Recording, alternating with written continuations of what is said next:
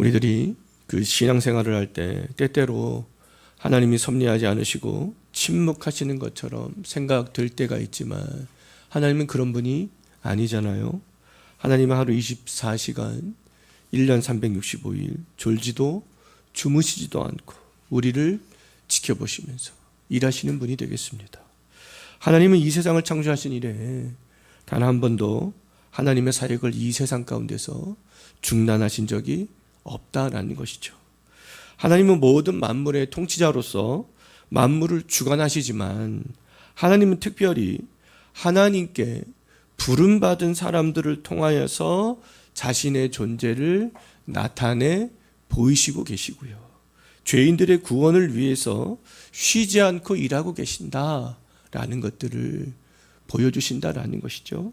하나님은 세상을 창조하신 이후에 아담과 아담의 경건한 후손들을 통해서 일하고 계심들을 나타내 보여 오셨잖아요.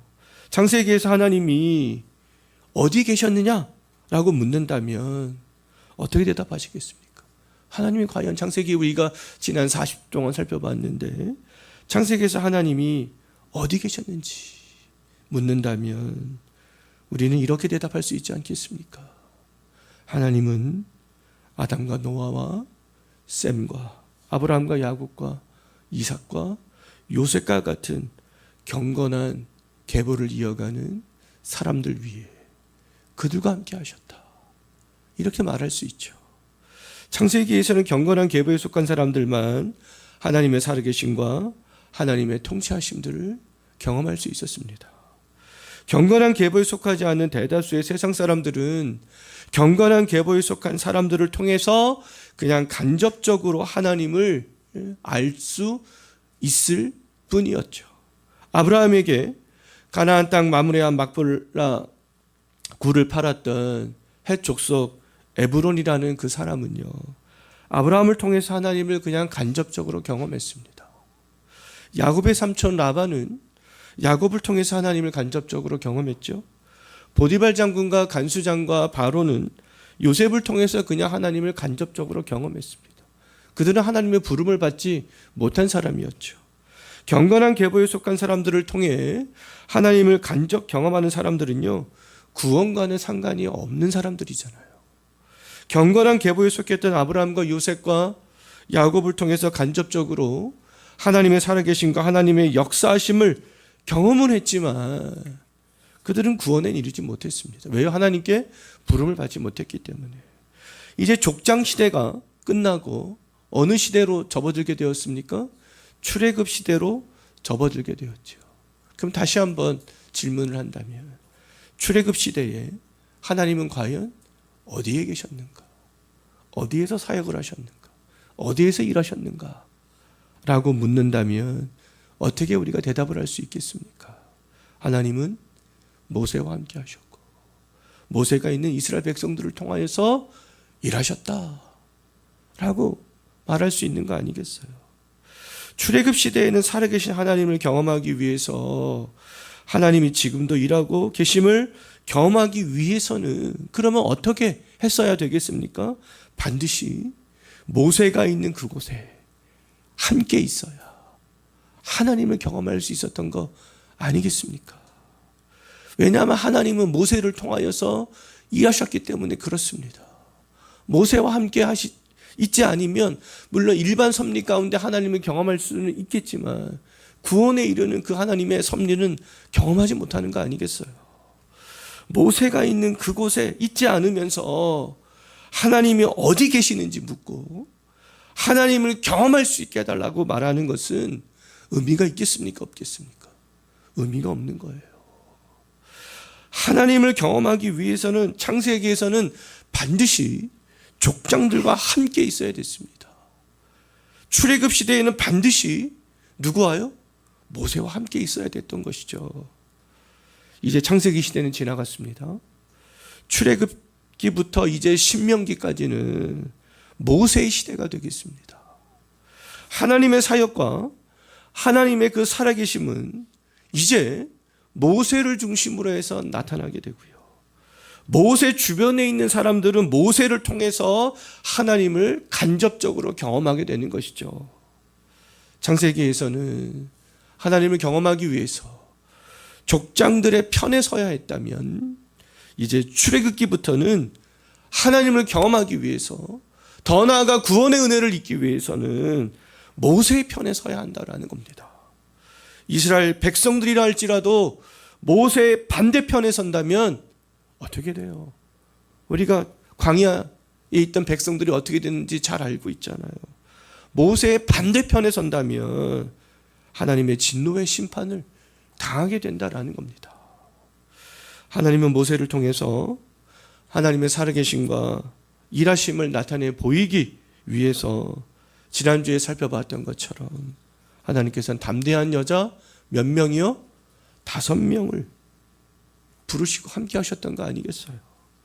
하나님은 시브리 두산파 십보라와 부하, 모세의 어머니 요게벳과 모세의 누이 미리암과 그리고 바로의 딸과 함께 하셨죠.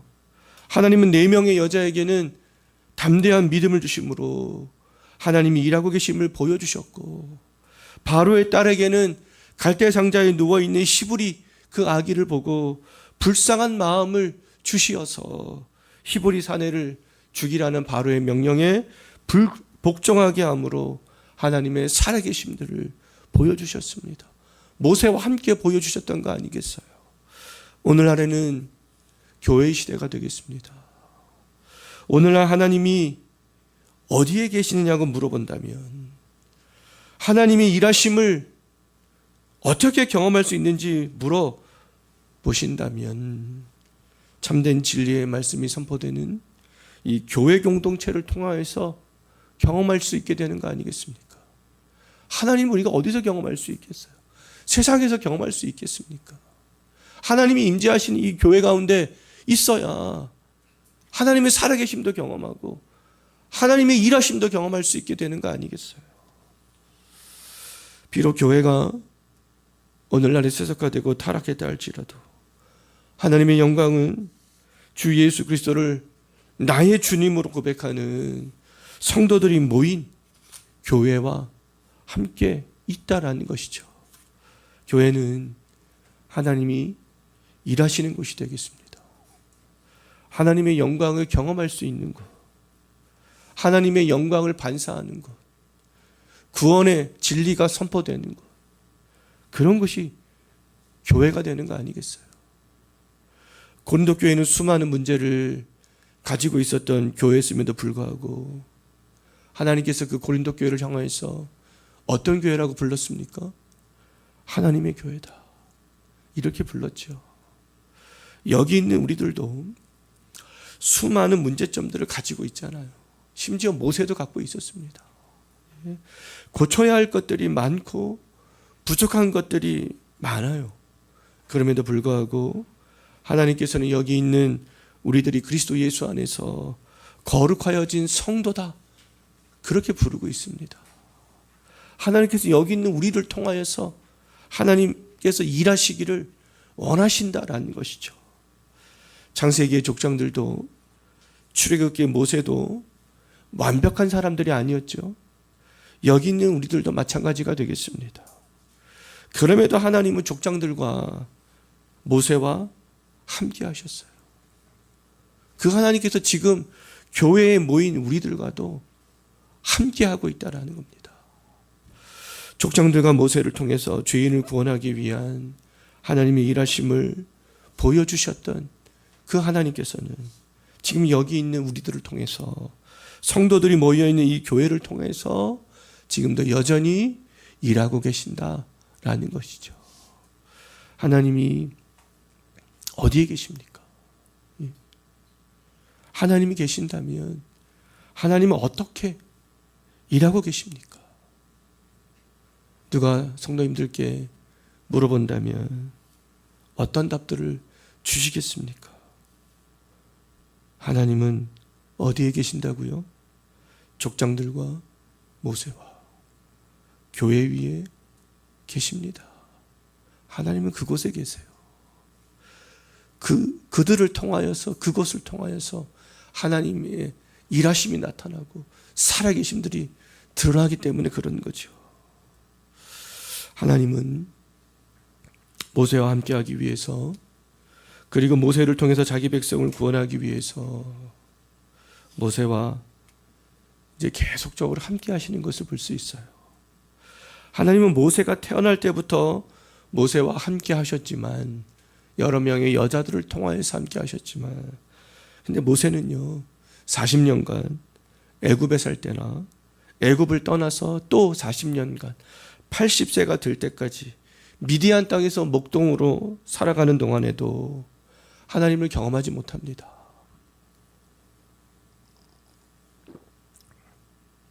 모세는 80이 되었을 때 이제 하나님을 처음으로 인격적으로 경험하게 되는데요, 인격적으로 모세가 하나님을 경험하게 되었다라는 것은요, 마음으로 하나님을 경험하게 되었다라는 것이죠. 그럼 또 마음으로 하나님을 경험하게 되었다라는 것은요, 지성과 감성과 의지를 통해서 하나님을 다 만나게 되었다라는 거예요. 모세는 80세에 하나님을 만난 이후에 이제는 완전히 다른 삶을 살게 됩니다. 이제는 애굽의 왕자로서의 삶을 살아간 것도 아니고요, 목동으로서의 삶을 살아간 것도 아니었지요. 이제는 이스라엘 백성을 인도하는 인도자의 삶으로 살아가게 되었고요, 하나님과 이스라엘 백성들을 중재하는 그런 중재자의 삶을 살아가게 되고요, 모세는 이제 장차 오실 예수 그리스도께서 행하실 그런 사역을 예표하는 그런 사역들을 하게 되는 것이죠. 모세가 이스라엘 백성들을 어떤 사역을 했습니까? 인도자, 구원자, 중보자, 그런 사역들은 모세가 다 한 거 아니겠어요? 장차 예수께서 행하실 그런 사역들을 모세의 사역이 예표하고 있다라는 것입니다. 모세가 80세에 그럼 어디에서 처음으로 하나님을 인격적으로 마음으로 만나게 되는지 3장 1절 한번 보십시오. 어디서 하나님을 처음으로 만나게 됩니까? 일명 하나님의 산으로 일컬어지는 어디서요? 호렙산에서. 호렙산은 신의 산으로 그렇게 불려지기도 합니다. 호렙산 또는 신의 산이 하나님의 산으로 불려지는 이유는요, 모세가 그곳에서 하나님을 만났기 때문에 하나님의 산이라고도 불리워지는 것이죠. 하나님은 양떼를 치던 모세를 호렙산에서 기다리고 계셨어요. 하나님이 어떤 형태로 모세를 기다리고 계셨는가? 2절을 계속해서 보십시오. 떨기나무 불꽃 가운데서 기다리고 계셨죠. 떨기나무에 불이 붙었는데 떨기나무가 불에 타 사라져 버리지 않고 계속 그대로 있었습니다. 모세는 불이 붙어 있음에도 불구하고 타지 않는 떨기나무가 너무너무 신기했어요. 그래서 그 앞으로 다가갑니다. 하나님은 영이신 분으로 볼 수 없지만 분명히 존재하시는 것에는 틀림이 없죠.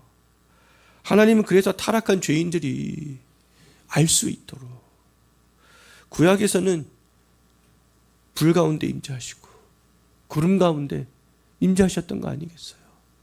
사람들이 좀 하나님을 알 수 있도록 하나님께서 그런 것들로 낮추어서 오셨던 거죠. 하나님은 이스라엘 백성들이 광야를 행진할 때 하나님을 알 수 있도록 어떻게 인도하셨습니까?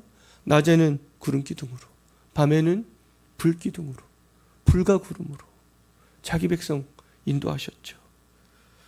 그렇다면 불과 구름은요, 하나님이 임재 안으로 들어가는 통로였고요, 하나님이 자기 백성을 만나주시는 그런 방법이었고, 하나님이 자기 백성과 함께 하심을 가르쳐주는 그런 표식이었습니다.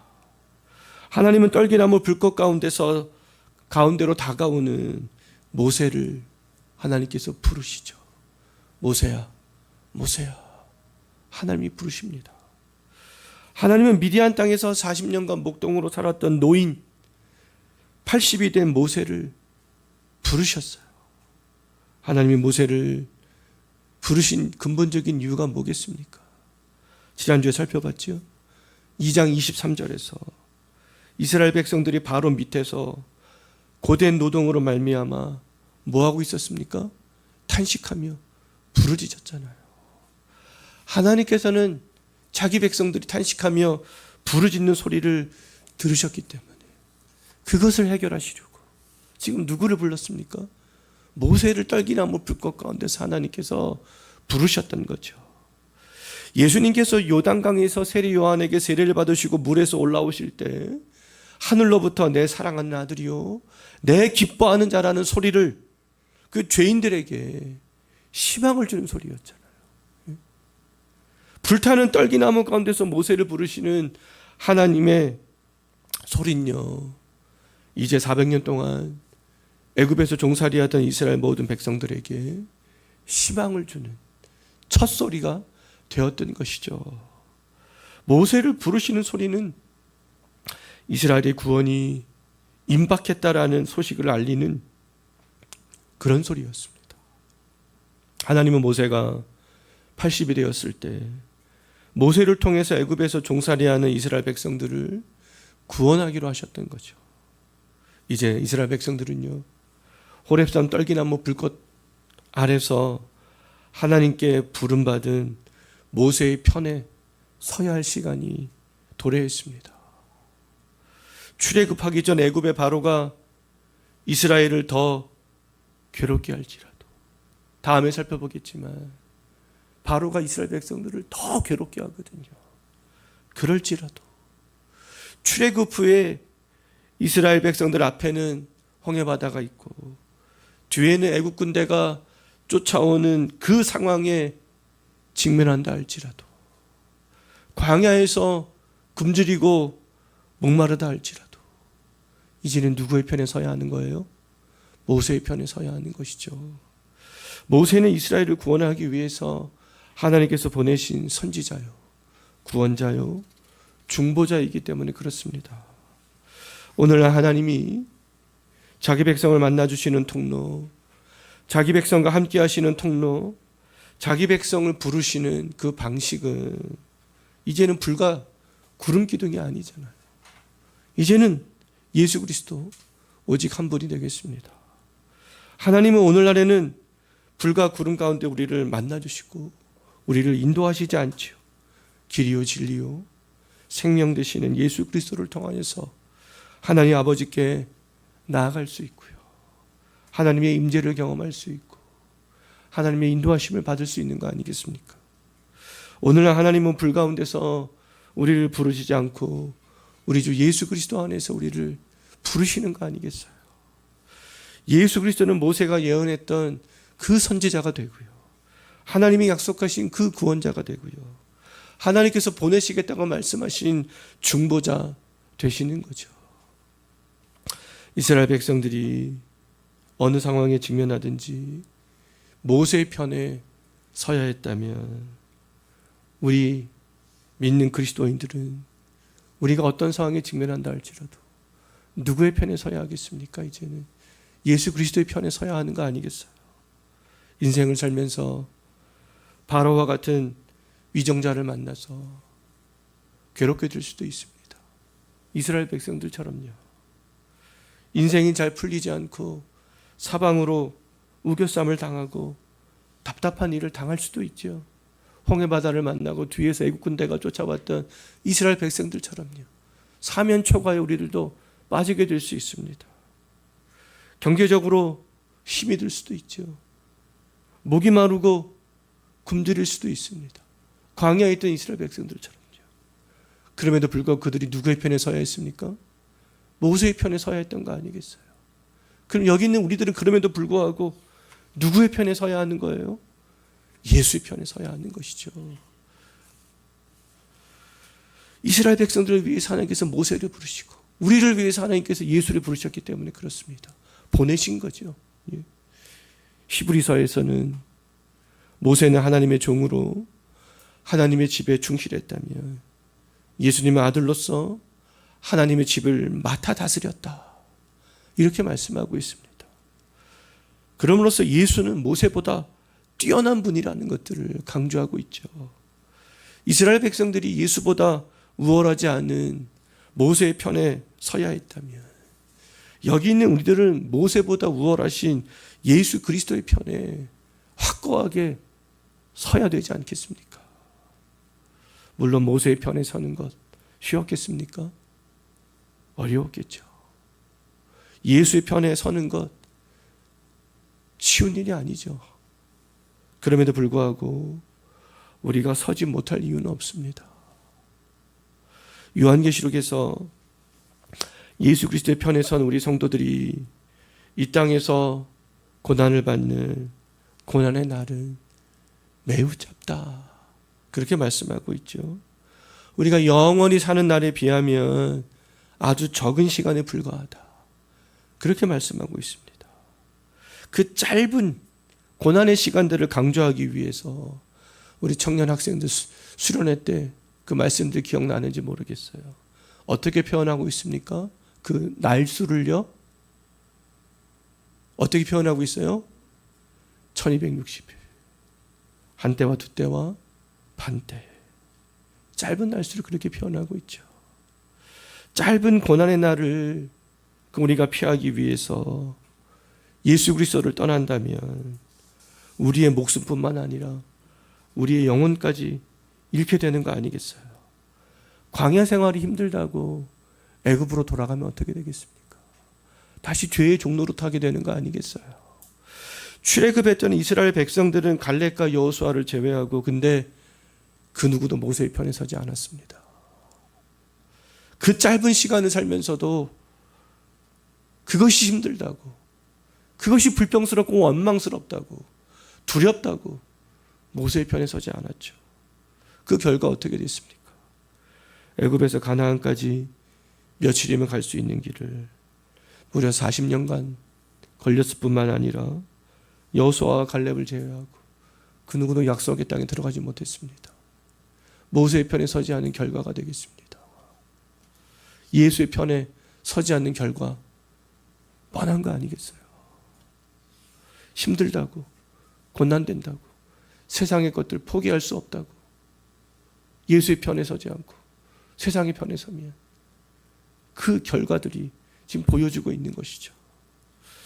하나님의 애굽에 있던 이스라엘 구원하기 위해서 모세를 부르시고 이스라엘 백성들에게 보내셨듯이 하나님 우리를 구원하기 위해서 예수 그리스도를 보내셨습니다. 출애굽한 백성들이 하나님이 떨기나무 가운데서 부르신 모세의 편에 설 때 그들의 안전이 보장될 수 있었듯이 여기 있는 우리들은 예수 그리스도의 편에 서서 예수 그리스도를 따를 때 우리의 안전이 보장될 수 있습니다. 그리고 하나님의 일하심, 하나님의 살아계심은요, 그리스도의 편에 선 사람들이 모인 교회를 통해서 나타난다라는 것입니다. 세상에 반 걸쳐 있고 교회에 반 걸쳐 있는 사람들에게 하나님의 일하심과 하나님의 살아계심들 나타나지 않는 거 아니겠어요? 우리가 온전히 하나님 앞에 설 때 우리를 통하여서 하나님의 살아계심이, 하나님의 일하고 계심들이 나타나는 거 아니겠습니까? 만약 우리 주변에 있는 사람들이 하나님이 어디 있냐고 물어볼 때, 하나님이 어디 계시냐고, 하나님이 지금도 일하시냐고 물어볼 때 우리의 대답은 무엇이 되어야 되겠습니까? 하나님은 주 예수 그리스도를 믿는 성도들이 모인 교회 가운데 있다. 하나님 그 교회를 통하여서 지금도 죄인들을 구원하시는 그 사역들을 여전히 하고 계신다. 그렇게 말해야 되는 것이죠. 교회는 하나님이 함께 하시는 영광스러운 곳이 되겠습니다. 다음에 살펴보겠지만 모세와 함께 하시는 하나님이 모세에게 가장 먼저 강조한 것은 이제 거룩입니다. 하나님께 썰기나 불꽃 건너 모세를 부르시고 모세에게 거룩할 것을 말씀하시는 것을 볼 수 있어요. 교회도 마찬가지가 되겠습니다. 교회는 곧 우리들이 되는 거 아니겠어요? 하나님이 함께 하시는 교회, 하나님께서 함께 하시는 성도들, 바로 여기 있는 우리들이 거룩해지는 것이죠. 그 거룩을 통하여 하나님의 살아계심과 하나님의 일하고 계심들이 드러날 수 있기 때문에 그렇습니다. 창세기에서 하나님은 어디 계셨습니까? 아브라함과 이삭과 야곱과 요셉과 같은 족장들 가운데 계셨습니다. 출애굽 시대에 하나님이 어디 계셨어요? 모세와 함께 했던 이스라엘 백성들 가운데 계셨던 것이죠. 오늘날 하나님이 어디 계십니까? 하나님이 어떻게 일하고 계십니까? 주 예수 그리스도를 믿는 성도들이 모인 이 교회 가운데 계시고 교회를 통해서 하나님이 일하고 계신다라는 것들을 믿으며 살아갈 수 있는 저와 여러분들이 되었으면 좋겠습니다.